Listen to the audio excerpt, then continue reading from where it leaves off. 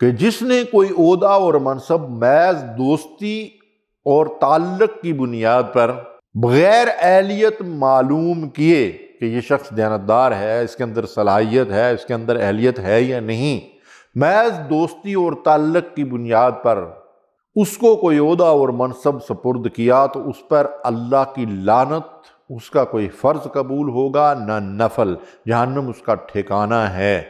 اللہ تعالیٰ نے بار امانت کو آسمانوں، زمین اور پہاڑوں کے سامنے پیش کیا تو وہ کانپ اٹھے، اس بوجھ کو اٹھانے سے انکار کر دیا، کیونکہ اس امانت کا حق ادا کرنا بہت ہی مشکل کام ہے۔ تو اللہ فرماتا ہے کہ اس عظیم مخلوق کے بعد ان کے مقابلے میں ایک چھوٹی سی مخلوق حضرت انسان ہے، وہ حملہ الانسان، انسان کو اس کا جو ہے وہ ذمہ دار بنایا گیا اور امانت کا بار اس کے کندھوں پہ ڈال دیا گیا۔ انہ کان ظلوما جہولا، یہ انسان ظالم بھی ہے اور جاہل بھی ہے۔ یہ ظالم اس لیے ہے کہ یہ اس امانت کا اگر حق ادا نہیں کرتا تو اپنے اوپر ظلم کرتا ہے، اور جاہل اس لیے ہے کہ اس کو اس بات کا علم ہی نہیں ہے کہ وہ بار امانت جو اس نے اٹھا رکھا ہے، وہ تو کوئی پہاڑ نہیں اٹھا سکا، وہ آسمان نہیں اٹھا سکا، وہ زمین نہیں اٹھا سکی۔ تو امانت سے مراد کیا ہے؟ شریعت اسلامی اللہ کی امانت ہے، دین کے احکامات اللہ کی امانت ہیں، اللہ کا دین اللہ کی امانت ہے۔ اس امانت کا حامل انسان کو بنایا گیا ہے۔ تو امانت کا حق ادا کرنا یہ دین و ایمان کی بنیاد ہے۔ دین اسلام کی بنیاد دو عظیم ستونوں پہ کھڑی ہے، ایک ہے امانت اور دوسری ہے صداقت۔ مسند احمد کی روایت ہے، لا ایمان لمن لا امانۃ لہ، جو امانت کا حق ادا نہیں کرتا، دیانتدار نہیں ہے، اس کا کوئی ایمان نہیں ہے۔ امانت کے بغیر ایمان کا کیا تصور؟ اور اللہ تعالیٰ ارشاد فرماتے ہیں وَلَا تَقُلْ لِلْخَائِنِينَ خَصِيمًا، جو لوگ خائن ہیں، بددیانت ہیں، ان کے حامی، ان کے پشتپناہ، ان کے مددگار مت بنو، منع کیا گیا ہے۔ مومن کی صفت یہ بیان کی گئی ہے وَالَّذِينَ هُمْ لِأَمَانَاتِهِمْ وَعَهْدِهِمْ رَاعُونَ، کہ مومنین وہ ہیں، اللہ کے پسندیدہ بندے وہ ہیں جو امانتوں کا بھی حق ادا کرتے ہیں اور عہد و پیمان کی بھی پاسداری کرتے ہیں، ان کو بھی پورا کرتے ہیں۔ اور رسول کریم صلی اللہ علیہ وسلم اللہ کی طرف سے ان کی زندگی کو ہمارے لیے نمونہ قرار دیا گیا ہے۔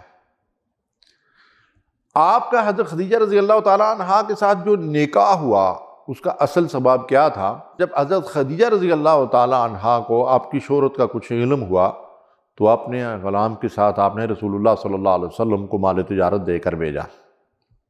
واپس آ کر غلام نے آپ کی امانت اور سچائی اور دیانتداری کی جو گواہی دی، اس کی وجہ سے ان کے اوپر اس بات کا شدید اثر ہوا کہ وہ رسول اللہ صلی اللہ علیہ وسلم کے سیرت اور کردار اور اخلاق اور معاملات اور دیانتداری سے بہت متاثر ہوئیں، اور پھر انہوں نے رسول اللہ صلی اللہ علیہ وسلم کو نکاح کا پیغام بھیجا۔ اللہ کے نبی صلی اللہ علیہ وسلم نے اپنے بزرگوں کی مشاورت کے بعد اس پیغام کو قبول کیا اور حضرت خدیجہ رضی اللہ تعالیٰ عنہا سے آپ کا نکاح ہوا۔ المعجم الصغیر الطبرانی کی روایت ہے کہ نبی کریم صلی اللہ علیہ وسلم نے فرمایا، جو کوئی مسلمانوں کے کسی معاملہ یا منصب کا ذمہ دار بنایا گیا، یہ بڑی اہم بات ہے۔ رسول اللہ صلی اللہ علیہ وسلم کی ہر بات اہم ہے، لیکن موجودہ دور میں ہمیں اس کو بڑے کان کھول کر سننا چاہیے کہ آپ صلی اللہ علیہ وسلم نے کیا فرمایا کہ جو کوئی شخص مسلمانوں کے کسی معاملے کا یا کسی منصب کا ذمہ دار بنایا گیا اور اس نے ان مسلمانوں کے ساتھ ویسی خیرخواہی اور کوشش نہیں کی جیسی وہ اپنی ذات کے لیے کرتا ہے، تو اسے اوندا منہ گھسیٹ کر جہنم میں ڈال دیا جائے گا، الیعاذ باللہ۔ مسند احمد کی روایت ہے اور معارف القرآن میں مفتی شفیع عثمانی صاحب نے اس کو کوٹ کیا ہے کہ جس نے کوئی عہدہ اور منصب محض دوستی اور تعلق کی بنیاد پر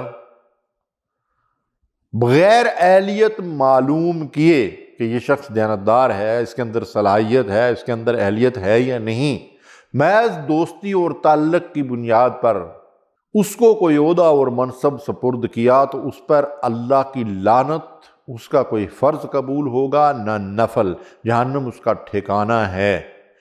اور فرمایا کہ جس نے اہل آدمی کے ہوتے ہوئے عہدہ اور منصب کسی نااہل کے حوالے کیا، اس نے اللہ سے خیانت کی۔ استغفر اللہ علیہ باللہ۔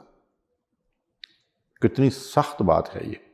اور آج ہمارے ملک کے اندر کیا ہو رہا ہے؟ عہدے اور منصب کن لوگوں کے حوالے کیے جا رہے ہیں؟ اللہ کے حبیب علیہ الصلوۃ والسلام نے ارشاد فرمایا کہ جب امانت ضائع ہونے لگے تو قیامت کا انتظار کرو۔ تو آپ سے پوچھا گیا کہ امانت ضائع ہونے کا مطلب کیا ہے؟ تو کیا فرمایا آپ نے؟ فرمایا جب عہدے اور منصب نال لوگوں کے حوالے کیے جائیں تو پھر قیامت کا انتظار کرو۔ تو اب قیامت ہی ہے ہمارے اوپر، لگتا ہے کہ بہت قریب آ چکی ہے۔ ہمارے ہاں عہدے اور مناصب جن لوگوں کو دیے جاتے ہیں، جو دوڑ دوڑ کر عہدہ اور منصب حاصل کرنے کے لیے کوششیں کر رہے ہیں، اور پھر ان پر پہنچ کر جو بددیانتی اور خیانت اور جھوٹ اور مکاری کے ریکارڈ قائم کرتے ہیں، اللہ کی پناہ۔ اللہ کے نبی صلی اللہ علیہ وسلم نے فرمایا اول ما یرفع من الناس الامانہ، او کما قال صلی اللہ علیہ وسلم، پہلی چیز جو لوگوں سے اٹھا لی جائے گی وہ امانت ہی ہوگی۔ اور لوگ یہ کہیں گے کہ وہ فلاں مقام پر فلاں شخص ہے جو دیانتدار ہے، امین ہے، اس سے ساتھ معاملہ نہیں کیا جا سکتا ہے۔ کہ کیا حال ہے ہمارا؟ تو آج واقعی کسی کے اوپر اعتماد کرنا بہت مشکل ہو چکا ہے۔ اللہ تعالیٰ ارشاد فرماتے ہیں یا ایھا الذین آمنوا لا تخونوا اللہ والرسول وتخونوا اماناتکم وانتم تعلمون، اللہ اور اس کے رسول کے ساتھ خیانت نہ کرو۔ وہ جو امانت کا بار حضرت انسان تو نے اپنے کندھوں پہ اٹھایا ہے اللہ کی شریعت کا، اس کا حق ادا کرو، اللہ کی بندگی اور رسول کی اطاعت کرو۔ وَتَخُونُوا أَمَانَاتِكُمْ وَأَنْتُمْ تَعْلَمُونَ، اور جان بوجھ کر ایک دوسرے کے ساتھ خیانت نہ کرو۔ اللہ رب العالمین سے دعا ہے کہ ہمیں ہر امانت کا حق ادا کرنے کی توفیق دے اور بددیانتی اور خیانت سے بچائے۔ وآخر دعوانا الحمدللہ رب العالمین۔